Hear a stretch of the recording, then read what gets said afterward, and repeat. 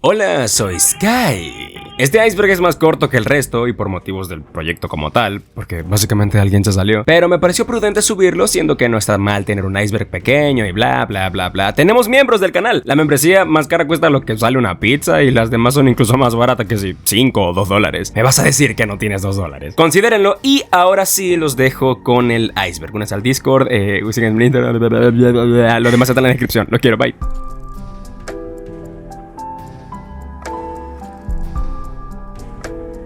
Desde hace una muy buena cantidad de tiempo, la comunidad de Five Nights at Freddy's se había centrado en conseguir una colaboración oficial de la franquicia con el videojuego Dead by Daylight. Esta misma se vería teorizando desde hace bastante tiempo e incluso se esperaba como la primera colaboración oficial de la franquicia, ya que FNAF no es una franquicia propensa a colaboraciones. A pesar de todos los intentos, nunca se había llegado a nada. O eso pensábamos, puesto que hace poco finalmente terminaron de anunciar y sacar la salida de Springtrap como asesino jugable en Dead by Daylight, el cual a día de hoy se puede jugar como un DLC comprable. Este mismo cuenta con una increíble atención al detalle, referencias a la franquicia, diferentes skins y líneas de voz originales por personaje, teniendo así al conejo amarillo de la película, Springtrap, Glitchtrap y otros tantos más. Este punto hace referencia al archivo de audio dentro de los archivos de Half-Life llamado Radio 1, que se utiliza para ambientación y se escucha de la siguiente manera.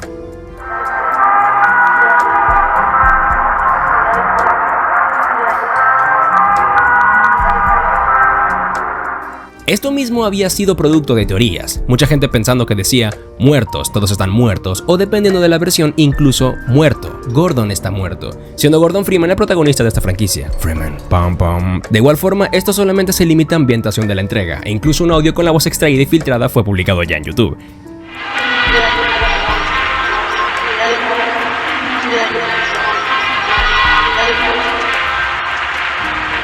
Sigue siendo tétrico, pero al menos no pasa de un detalle curioso. Usualmente relacionado con el sprite de Mysterious Man, el doctor ya saben quién, se trata de una entidad que existe dentro del universo de Undertale.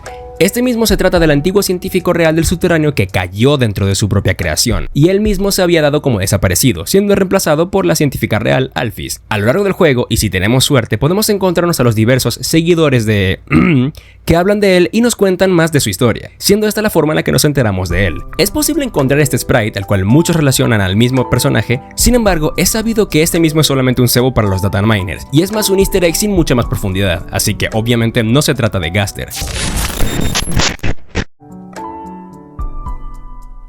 Desde hace una muy buena cantidad de tiempo, la comunidad de Five Nights at Freddy's se había centrado en conseguir una colaboración oficial de la franquicia con el videojuego Dead by Daylight. Al jugar Hollow Knight y específicamente en Nido Profundo, podemos encontrarnos con un recipiente idéntico a nosotros caminando por los alrededores, muchas veces por zonas inaccesibles y sin poder alcanzarlo, pero de seguirlo finalmente llegaremos a una batalla con él, en donde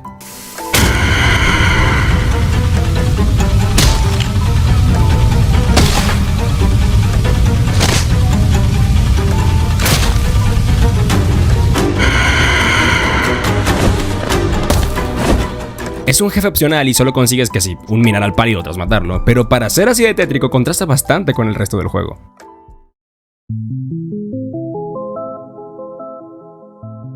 En Tomb Raider 4 podemos acceder a un templo que está escondido en las cercanías de los límites del mapa. Tras seguir una serie de pasos específicos podemos encontrarnos con dicho templo y podemos ver que el mismo es una estructura bastante simple, que cuenta con una misma textura algo inquietante dentro de todas sus paredes.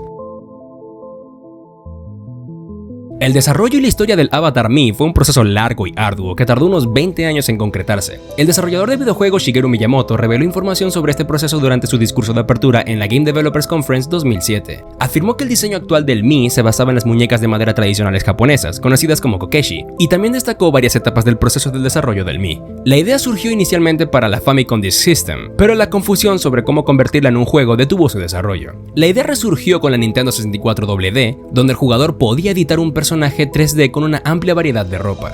Sin embargo, el proyecto nunca se concretó. Con el lanzamiento del Nintendo GameCube, la idea se incorporó en Stage Debut, un juego que nunca llegó a publicarse y que planeaba usar el e-reader y una cámara externa, pero esta idea también se canceló, ya que en Nintendo temían que no hubiera un juego viable. La versión que Miyamoto mostró durante su conferencia presentaba un Miyamoto virtual bailando con algunos Pikmin en un escenario. Alrededor de la época de desarrollo de la Wii, otro equipo de Nintendo trabajaba en un software para registrar amigos en la Nintendo DS. Dentro de este software también desarrollaban un programa en donde, de forma similar al juego de puzzles japonés Fukuwarai, el jugador debía colocar las diferentes partes de la cara sobre un dibujo de un rostro. Este equipo, sin embargo, desconocía por completo el concepto de Mii de Miyamoto. Finalmente, el software evolucionó para permitir al jugador editar el tamaño y la posición de las partes del rostro, con el fin de que el personaje se pareciera más a una persona específica. Poco después se le mostró a Satoru Iwata, presidente y director ejecutivo de Nintendo, y a continuación se le mostró a Shigeru Miyamoto, lo antes posible, y finalmente el equipo que trabajaba en él pasó a colaborar con la división EAD de Nintendo en el desarrollo del canal Mii, dando así finalmente un lugar a la creación de los conocidos Mii.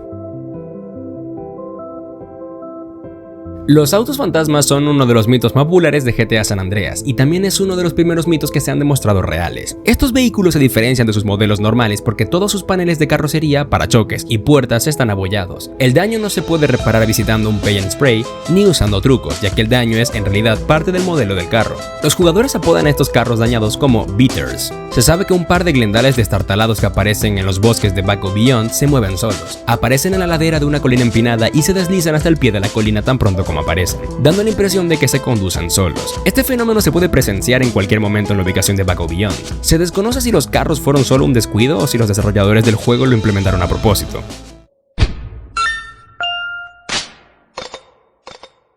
Hay algo de verdad en este rumor. El creador del juego, Fumito Ueda, planeó inicialmente incluir 48 colosos, pero al darse cuenta de que las limitaciones del hardware lo harían imposible, redujo la lista a 24. Posteriormente se eliminaron 8 colosos antes de que su desarrollo fuera significativo. Aberth la araña, que se enfrentaría montando Agro. Adar Flam el Fénix, que estaría envuelto en llamas y debía ser extinguido. Abus el Rock, que se descartó por ser casi idéntico al quinto coloso, Avión. Quillos el Grifo, que se descartó porque escalarlo era un proceso demasiado largo. Saru el Mono, un coloso que colgaba del techo. Folux el Diablo, un pequeño coloso que sería emboscado desde la hierba alta cercana. Y finalmente Sirius el Jabalí, que sería atraído a una formación rocosa para que quedara atrapado y vulnerable a los ataques. El método más común para desbloquear al 17º coloso se consigue escalando con éxito el santuario de la adoración, tras lo cual el 17º coloso desaparece. Algunos afirman que Sirius el Jabalí aparecería en la cima del santuario y que habría que empujarlo a través de un agujero en el techo. Otros obtienen que el 17º coloso era una serpiente marina que se podía encontrar nadando lo suficientemente lejos en el océano. Incluso hay quienes dicen que era un dragón al que se luchaba en una zona normalmente inaccesible del mapa. Desafortunadamente, al analizar los archivos del juego no se ha encontrado ningún coloso oculto, aunque sí existen texturas que podrían pertenecer a Sirius y a Dionil. Ben Drowned, también llamado simplemente Ben, es el personaje de la creepypasta del mismo nombre, en la que se presenta que esta es una entidad misteriosa y paranormal que reside dentro de un cartucho, embrujado por él, del videojuego The Legend of Zelda Majora's Mask, alterando el juego de formas bizarras para aterrar al protagonista Alex Hall, también llamado Hadusable. Antes de convertirse en lo que es ahora, Ben era un niño de 12 años que era miembro de un culto conocido como los Niños de la Luna. Fue seleccionado para comenzar un ritual llamado la Ascensión, en el cual su naturaleza se iba a volver una con la luna. Pocos detalles son conocidos del ritual, pero se sabe que en el mismo Ben moriría ahogado, y aparentemente después de eso ascendió y se volvió uno con Luna. Tiempo después quedó atrapado en un cartucho de Majora's Mask, y en algún momento el objeto fue enviado a un anciano, que lo mantuvo durante 8 años, periodo en el que Ben comenzó a encontrar víctimas y matarlas. Y tras varios asesinatos se convirtió en lo que es ahora, una amalgamación formada por varias almas en un solo ser. Esto se presenta a modo de un video en YouTube, ligado a un RG del mismo nombre, Ben, en donde se nos muestra un gameplay de Majora's Mask modificado por Ben en donde suceden diversas cosas. La sala de cadáveres en Skyrim es una celda oculta para desarrolladores llamada White Dead Body Cleanup Cell, donde van los cuerpos de los personajes no jugables únicos con un nombre propio tras su muerte, cuando el motor del juego no los elimina. Se trata de una sala creada por los desarrolladores a la que el jugador no tiene acceso, pero se puede acceder mediante comandos de consola en PC. La celda consta de 2 pasillos idénticos, cruzados entre sí, hechos de adoquines e iluminados con una luz púrpura y verde brillante, proveniente de una fuente desconocida. Al final de cada pasillo hay un marco de puerta sin puerta, que da un espacio vacío en el cielo negro que lo rodea. Si Dovahkiin cae a través de uno de ellos, simplemente reaparece en el centro de la sala. Todos los pasillos son idénticos, excepto el del este, que contiene 2 ataúdes. El acceso a la celda solo se puede realizar mediante comandos de consola. Solo se requiere uno para entrar, pero ambos son posibles. Los CDE con función de rascar y oler son una tecnología real, aunque poco común, que utiliza un recubrimiento aromático en la superficie del disco, el cual libera un olor al rayarlo. Algunos ejemplos populares incluyen FIFA 2001, con olor a campo de fútbol, Gran Turismo 2, con olor a goma quemada, y este mismo método se utilizó para crear una experiencia inmersiva. Esto mismo ya no se usa por diversas razones, pero es curioso el pensar que en cierto punto existieron diversos modelos de CDE con esta característica. La silla de ruedas oxidada se encuentra al final de un muelle en la laguna de Fisher, condado rojo de San Andreas. Es un easter egg que se relaciona con varios mitos del juego, incluyendo The Leatherface. Al final del muelle hay una vieja silla de ruedas oxidada, una referencia a la película de terror La Matanza de Texas. Muchos mitos del juego, incluyendo el de Leatherface, giran en torno a esta silla de ruedas. Sin embargo, podría tratarse simplemente de un easter egg y ya. Curiosamente, la silla de ruedas comparte su textura con un viejo contenedor de basura que se encuentra en varios lugares del estado. Por ello, se lee Skip Hire en varias partes de la silla de ruedas. El pueblo fantasma es básicamente una pequeña manzana con el banco de Liberty City y algunas tiendas y apartamentos. Aquí es donde se desarrolla la escena inicial. Las calles y los edificios no son sólidos y no se puede acceder al pueblo sin usar glitches, mods o trucos. El pueblo fantasma flota en el aire, bajo las grandes colinas del upstate de Liberty City. Este mismo es el escenario de la escena inicial del Grand Theft Auto 3, donde Cloud ayuda a Catalina a robar un banco antes de ser traicionado y asesinado. Es muy probable que Rockstar diseñara el pueblo fantasma exclusivamente para la escena introductoria del juego, y decidiera no ubicarlo en Liberty Zone, sino en un lateral del mapa, en una zona de difícil acceso para el jugador.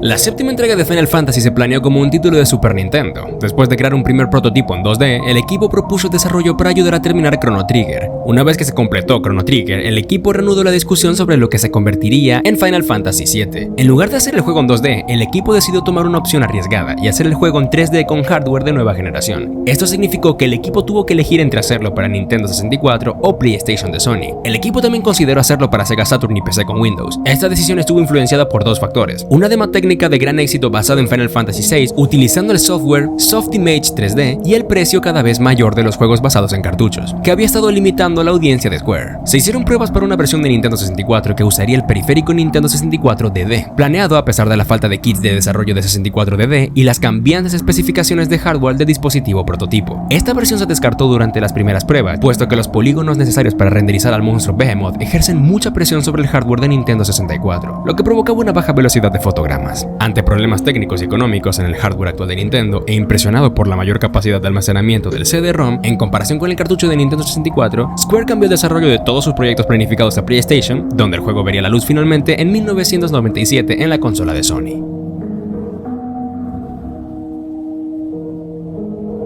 A finales del 2006 apareció misteriosamente en YouTube un video que supuestamente mostraba una salida alternativa en el nivel Área Secreta. Esta salida consistía en entrar en una tubería invisible entre los dos bloques de objetos del lado izquierdo de dicha área, y al atravesarla se accedería a un nivel secreto llamado Triple Interrogación, que contenía un bloque con una nota de felicitación de Nintendo y el traje láser secreto. Este traje poseía todos los poderes de la pluma capa, además de la capacidad de disparar láseres, aunque en noviembre del 2006 se reveló que el video era un hoax, una broma por el usuario K-Phoenix, quien lo creó para ver quién caía en la trampa. La evidencia en Half-Life 2 sugiere fuertemente que los zombies son conscientes y sufren una agonía terrible mientras están siendo controlados por los headcrabs. Los gritos y súplicas ahogadas que emiten, junto con sus expresiones faciales congeladas, indican que la mente del huésped es consciente de su horripilante estado zombificado, incluso mientras el headcrab controla el cuerpo. Los zombies emiten súplicas y gritos ahogados, lo que sugiere que todavía son capaces de vocalizar y que sufren un dolor inmenso. Pero no es lo único que nos muestra este dato. Si colocamos en reversa un audio del zombie de Half-Life 2 sufriendo, podemos llegar a escuchar súplicas. A continuación, dichos sonidos de agonía subtitulados.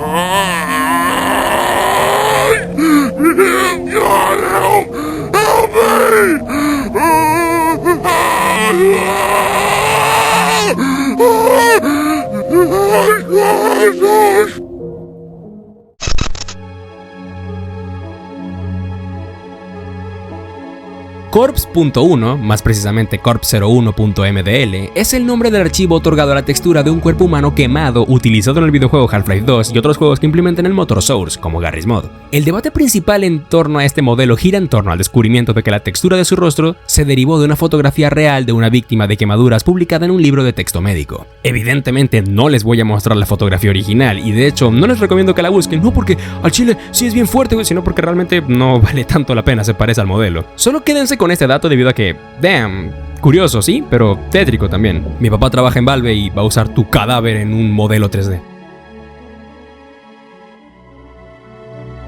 Thrill Kill es un violento juego de lucha en 3D ambientado en una arena, cuyo lanzamiento estaba previsto para la PlayStation de Sony en octubre de 1998. El juego destaca por su contenido controvertido y no precisamente por su jugabilidad. Thrill Kill fue cancelado en el 98, pero habría sido el primer juego en recibir una clasificación AO por parte de la ESRB, lo que habría supuesto su prohibición en las tiendas. Su mecánica de juego era similar a la de Power Stone 2. 4 luchadores entran en una arena 3D y luchan por escapar del infierno. La historia gira en torno a 8 personajes, encarnaciones de enfermedades mentales y vicios en la Tierra. Se desarrolla en el infierno y todos los personajes son pecadores que han muerto y descendido al abismo. Maruka, la diosa de los secretos, aburrida, los ha enfrentado entre sí para su propio entretenimiento. Los personajes luchan por sobrevivir y por la oportunidad de renacer en la Tierra. Algunos ejemplos de sus fatalities sería Mammoth agarrando las extremidades de su oponente y golpeándolo hasta la muerte con ellas. Belladonna introduce una pícana eléctrica en la garganta de su oponente, electrocutándolo y provocando inexplicablemente que explote. Clito, decapitando a un oponente, bebe la sangre de su cabeza cercenada y luego se come su brazo. Tormentor voltea a un oponente mientras simultáneamente lo decapita con una cadena. Y The Imp encoge mágicamente a su oponente y luego lo aplasta bajo sus pies.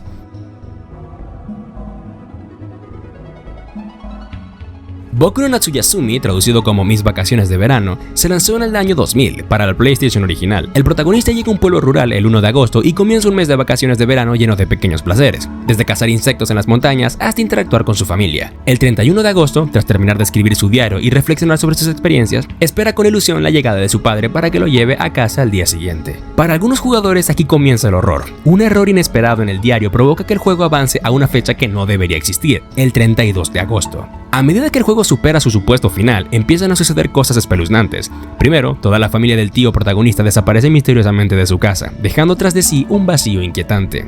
Si el jugador decide dormir, el juego avanza hasta el 33 de agosto. La familia ha regresado, pero es casi irreconocible. El torso de su primo está incompleto y tiene unos ojos de un verde antinatural. El torso de su tía también ha desaparecido, dejando solo extremidades flotando. El tío, por su parte, ahora es una masa desconcertante de bloques de colores. Incluso el protagonista empieza a sufrir cambios perturbadores, mientras que los demás personajes parecen ajenos a esas anomalías y siguen reuniéndose alrededor de la mesa para exclamar alegremente: "¡Vamos a desayunar!". El 34 de agosto, al abrir el diario, el jugador se encuentra con un código ilegible en lugar del contenido habitual. Los extraños sucesos en la familia de su tío se han agravado, hasta el punto en el que el propio protagonista comienza a transformarse en bloques indistinguibles. Además, el texto de los diálogos del juego se ha convertido en una mezcla confusa de cadenas de caracteres sin sentido y sin relleno. Esta extraña situación persiste hasta el 36 de agosto, cuando todos los personajes, salvo los de las escenas fijas en la casa, se vuelven completamente irreconocibles. Finalmente, el juego se bloquea cuando el protagonista se queda dormido.